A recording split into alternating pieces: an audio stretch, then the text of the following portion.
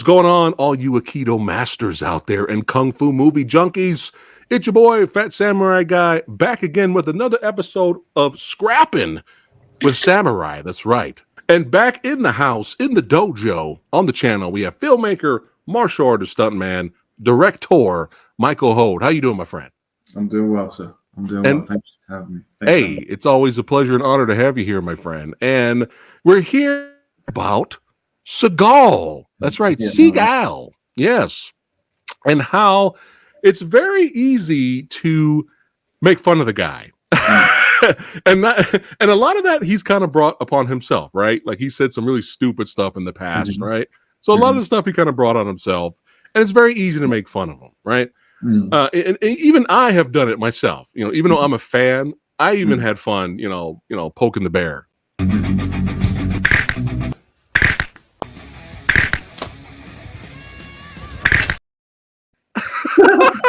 You? Oh my god! Wow. Yeah, the classic video. Been on the channel for years, but even I had fun poking fun at him. But still, you know, despite what he said about himself, making himself look bad, you know, sometimes, and you know, his physique, you know, he's not in shape. It's very easy to make fun of the guy. However, there's something magical about those first 5 movies, man. He's got a screen presence that you can't teach that, and like you said, a lot of people make fun of him and stuff. I think I love Steven Seagal. I think he's very legit martial artist, old school martial artist. But it's not just that; it's just he has something special on the screen. That's why he came to film late, and he was picked out by Michael Ovitz to you know, make movies. And he's just got something that you can't teach. I mean, I've heard him in interviews say he didn't even take acting lessons. Like he didn't bother with any of that. He just got that presence. Like he's got a great look. And yeah, man, I'm a fan of say Steven Seagal. And even Joe Rogan said on a recent podcast, he was talking about him, and he said that he looks like, if you look at his, you know, Seagal in his prime, when you look at his movies, he looks like somebody that will fuck you up. Yeah, like, he does, man. He's a big guy, man. Yeah, and that's what you want. You know, like you were talking about screen presence. You want that in your action hero, the no nonsense. Yeah, the guy who doesn't fuck around. You know what I mean? And I had a while back on here on the channel another homie of mine, a filmmaker, Matt Merritt, and he was just like, you know, kind of poking fun at Seagal's fight scenes too. And my only defense was, first 5 films, man, stop it. Yeah, but look at his body of work. I mean, the problem is like people just think they're like, it's kind of like an industry of like, what have you done for me lately? And so they judge him on some of these cheaper movies that he's done that he will even admit that he doesn't like. But like you said, those first 5 films, like, bro, no one's come into action and just hit it out the park like that with 5 movies. So, yeah. And some of those came out the same year. Like I believe he had 2 films come out. He had 2 films come out in 1 year. I mean, he was killing it back then. And it's a little known fact that he co-wrote his first movie as well, because the big time Hollywood producer Michael Ovitz came to him and said, you know, here are these scripts. You pick one, and we're going to make a movie with you. And then, according to Steven Seagal, he actually didn't like any of the scripts, and he said, "Let me write one with another guy." And they brought in another writer. Yeah, they wrote that first movie, and then he's a very interesting dude, man. Yeah, and back to, you know, people kind of making fun of him because it's easy to do. A lot of the younglings of today, they see Seagal now. Yeah, they haven't watched his first 5. No, you know, they just see his movies now, straight to video, you know, Drek. You know, and you know, if you're a real Seagal fan, you can actually go beyond the first 5 if you want, because I'm actually a huge fan of Under Siege 2. I like there's other ones fun, and I even like the new one. It's called Attrition. A lot of people, that's his best movie in a long time. It was definitely flawed as a film in parts. There was also some like awesome little parts, like when he's he's all like retired and at the start, and he's like a doctor, like healing all these like people in the village, and then suddenly like somebody comes and he just starts fucking people up. It's brilliant. Love it.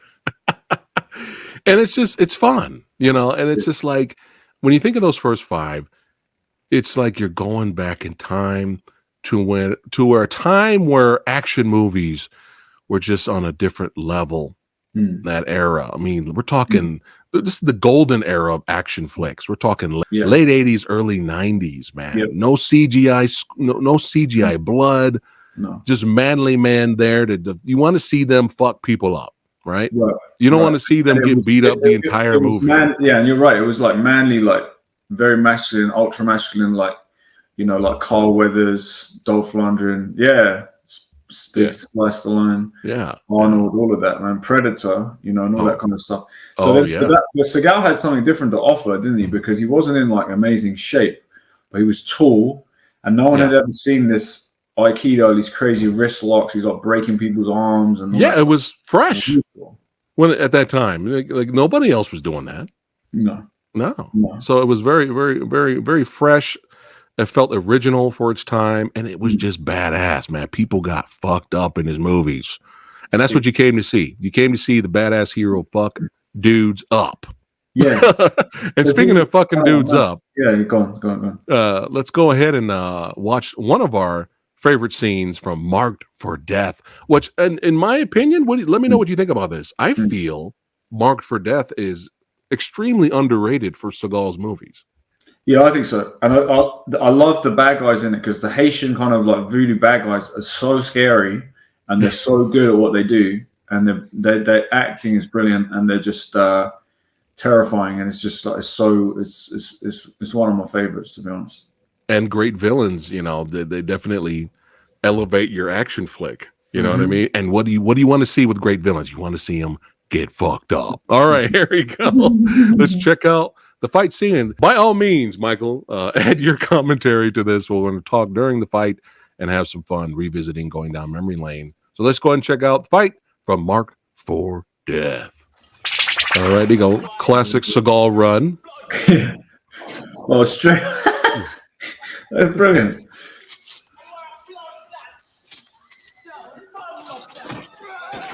Oh, man. Hard bumps. Wow.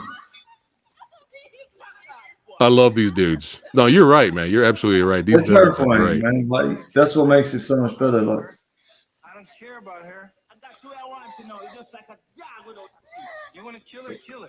I don't mind if you kill her, you know, because I don't know her at all.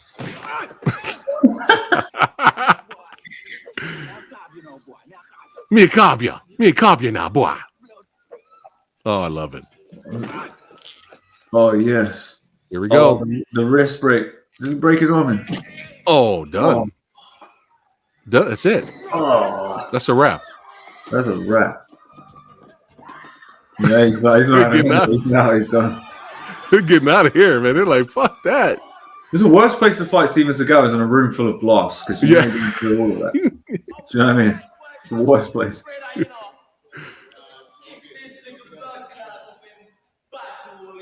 I love how they talk. It's brilliant.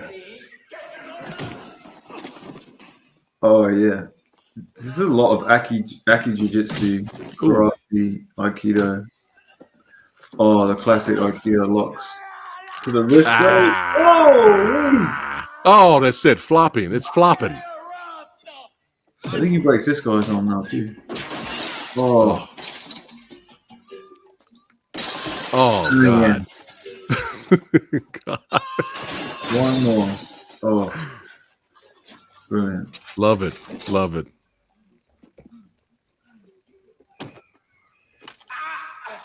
Here we go.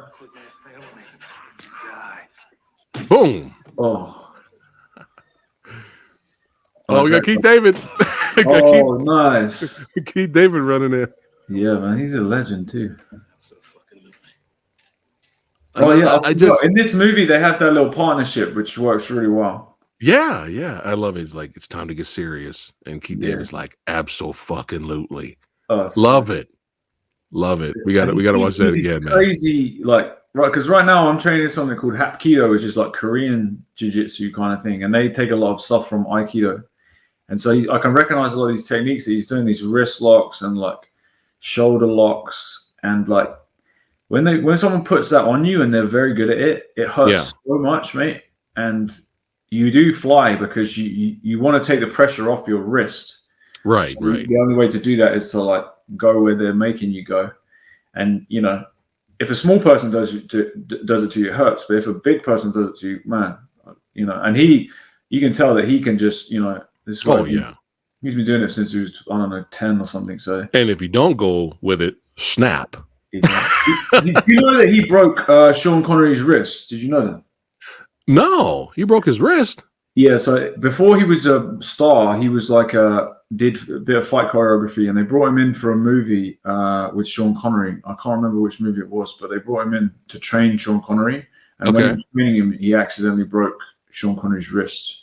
You can hear was it during the James Bond movie that's not a canon? It might have been a James Bond movie, yeah. Right, the one that's not considered canon. He like came back. Oh, Diamond Forever. No, I should know this. It's a Thunderbolt, the Thunderbolt remake. And it's in the 80s. Well, the same year, I think Octopussy came out. That's right. It was. Yeah. There was another. It was like 2 Bond films came out the same year, and it was like Sean Connery was playing an older James Bond, but it wasn't canon because they were going. You know, it was competition. That's right. So whatever movie that was, it wasn't. I forgot the Max von Sydow was played Blofeld. Yeah, I know the one you mean, man. Yeah, maybe that makes more sense because that's probably around that time when Seagal was probably getting in the. It's for real, man. This stuff hurts. Yeah. I love the way the gun doesn't work and he just goes straight for the club, like. Yeah, man. Yeah, perfect. I love it. Perfect. I'm pretty sure Seagal had a lot to do with the action design of these movies. I know there was a stunt coordinator that he worked with a lot. But yeah. Dude, you know, Seagal's character is my hero in this movie. Yeah. But dude, the stuntmen are also heroes. I mean, look at that bump. Yeah, they got in trouble because they had like some Japanese stunt people who were used in this, and from what I heard, because they dressed them up with like, you know, wigs and stuff, they had unions getting pissed off about it. But he was like, "Look, we're trying. It's better that these guys don't do this because if they don't know how to fall, they're going to get hurt." So I think a lot of the time he uses Aikido people that he already has worked with or trained. Yeah, because I think he did have his own team, which it makes sense. Yeah. So it's really, I like the way it's shot as well because it's kind of just like they keep it simple. They just show the action. They don't just put it all on a wide, which I don't like, and they don't do too many cuts. So they work well between having it on a wide, having it on the mid, doing some close-ups, and just showing the action really well because he doesn't have to miss the punches or anything. All he has to do is do his thing like that. That's an awesome little lock there. That'll hurt so much. Oof. And that's a wrist lock. Oh, knife to the chest. That's it. Classic. But I love how they're just like, fuck it, we're getting out. They just got enough, man. This is what I love about these movies is they're so brutal. His stuff is so brutal. It's like visceral. You know, you feel it. Like when he actually hits them, it's very visceral. Even if it's a simple technique, you just feel it, man. But yeah, look at these guys. Rice clutch. That's brilliant. Oh, these guys. They're just superb. The villains in this are just superb. They're all of them. They're dressed so well. They look so cool. These guys look like they're probably part of Seagal's crew dressed up for sure. Yeah. The real deal. But yeah, the stunt crew. Now, was that a hammer fist? What was that? Where was that? Right here. Right here. He punches in a really weird way. Like he has his own style. Yeah, oh wow. It's like a chopper of punch. That's why, like, when he did attrition, he took to Wing Chun really well, and they gave him a lot of Wing Chun, and he punches in that similar way. This is slightly a great takedown right here. Oh yeah, just using the momentum, and then floppy. Oof. That's it. Just wrapping the arms. I love the camera angles for the carnage. The this is a brilliant angle here where they put it the other side of the glass box every time. Boom. It's great stuff. Again, these stunt people Nice are little my cut back heroes. to him. Oh God. Yeah, even with Love the it. breakaway glass, it's going to hurt so much.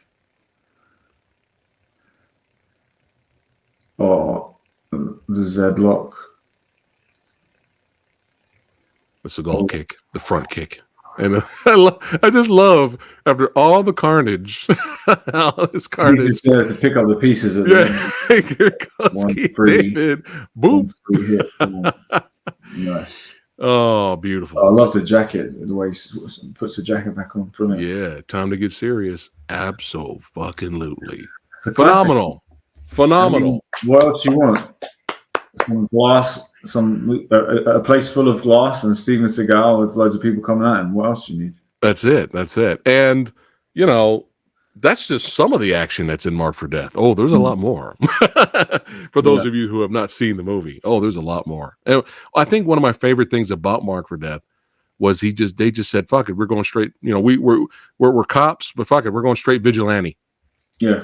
But yes, that was excellent. Had a lot of fun going down memory lane, watching one of our favorite fights from one of our favorite movies. And Michael, hey, we got to do more, my friend. Let's do some more suggestions. Who you want? What you want to do next? I mean, we could do another Seagal one, but I'm always a fan of Donnie Yen. Anything by Donnie Yen, I'm down. Let's do it. Donnie Yen. Let's do Flashpoint. That's the best. Let's do Flashpoint. All right, guys, coming soon. Scrapping with Samurai episode. Michael, we'll do the end fight of Flashpoint for sure. Yeah, that's amazing. All right. Well, this was a blast. Thanks again, Michael, for joining and hanging out with Samurai Guy. And if you're new here, don't forget to like, share, and subscribe and all that good stuff. And we'll see you guys at the next fight.